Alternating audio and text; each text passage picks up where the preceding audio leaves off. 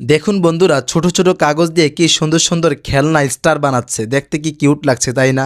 আপনারা ট্রাই করতে পারেন। বাচ্চারা এগুলো নিয়ে খেলতে খুব পছন্দ করে। দেখতে থাকুন সে কিভাবে স্টারগুলো বানাচ্ছে। আপনি জুয়া খেলছেন মজা করে হলেও, কিন্তু জানেন এটা কত বড় গুনাহের কাজ। আল্লাহ তাআলা সূরা মায়েদার 90 নম্বর আয়াতে বলেন, হে ঈমানদারগণ, তোমরা মদ, জুয়া এবং ভাগ্য নির্ধারণের তীর থেকে বেঁচে থাকো, কেননা এটা শয়তানের কাজ। এর থেকে বেঁচে থাকলে হবে তোমরা সফল কাম। আজকাল দুনিয়ার এমন এক সময় আমরা অতিবাহিত করছি, জুয়া, গেম, বিভিন্ন ক্যাসিনো, বিভিন্ন জায়গায় মানুষ জুয়ায় লিপ্ত হচ্ছে। বিভিন্ন অ্যাপসের মাধ্যমেও মানুষ জুয়ায় লিপ্ত হচ্ছে। জুয়ায় লিপ্ত হয়ে বিভিন্ন সম্পদ হারিয়ে ফেলছে। কেউ বিভিন্ন অবৈধ সম্পদ কামাচ্ছে, কেউ হারিয়ে ফেলছে। হারিয়ে ফেলে কেউ নিঃস্ব হচ্ছে, কেউ অসুস্থ হয়ে হাসপাতালে মৃত্যুর সাথে পাঞ্জা লড়ছে। বিশাল ভয়াবহ অবস্থা। কেউ জুয়া খেলে নিঃস্ব হচ্ছে, আবার কেউ জুয়া খেলে বিশাল বড় সম্পদের মালিক হয়ে যাচ্ছে। কিন্তু এটা তো সম্পূর্ণ হারাম, শয়তানের কাজ। এটা তারা জানেই না। হয়তো কেউ জানে, সম্পদের লোভে পড়ে এই কাজ করে বেড়াচ্ছে।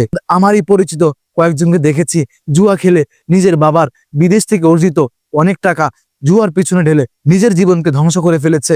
এমনকি এক পর্যায়ে এত টাকা থাকতেও সে চুরি করে জুয়া খেলার জন্য উদ্বুদ্ধ হয়েছে। চিন্তা করেছেন জুয়া মানুষকে কত ভয়াবহ দিকে ফেলে দিচ্ছে। জুয়া মানুষের জীবন পর্যন্ত কেড়ে নিচ্ছে। তারপরও আমরা সতর্ক হচ্ছি না। তারপরও আমরা আমাদের সন্তানকে সতর্ক করছি না।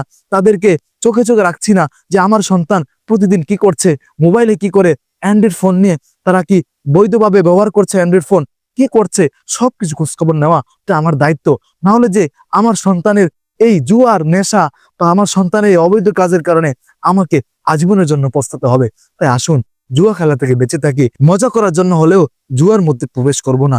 দেখি কি হয়, দেখি এর মধ্যে ঢুকে কি হয়। কখনো এটা করব না। জুয়ার মধ্যে আপনি ঢুকলেন মানে আর বের হতে পারবেন না। আপনার জীবন যৌবন সব ধ্বংস হয়ে যাবে। আসুন জুয়া মুক্ত জীবন গড়ি। নিজের পরিবারেও প্রত্যেকটা মেম্বারকে খেয়াল করি তারা যেন জুয়ায় আসক্তি না হয়। জুয়া পরিবার ধ্বংস করে দিয়েছে, জীবন ধ্বংস করে দিয়েছে, এমন হাজারো রেকর্ড আছে।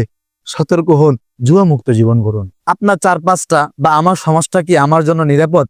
হযরত আব্দুল্লাহ ইবনে ওমর রাদিয়াল্লাহু তাআলা আনহু হতে বর্ণিত, রাসূল সাল্লাল্লাহু আলাইহি সাল্লাম বলেন, একটা সমাজে যখন অনৈতিকতা এমন ভাবে ছড়িয়ে পড়ে যে তার গোপন থাকে না, তখন তাদের মধ্যে এমন এমন রোগ, এমন এমন সমস্যা সৃষ্টি হয় যা তারা আগে কখনো দেখেনি।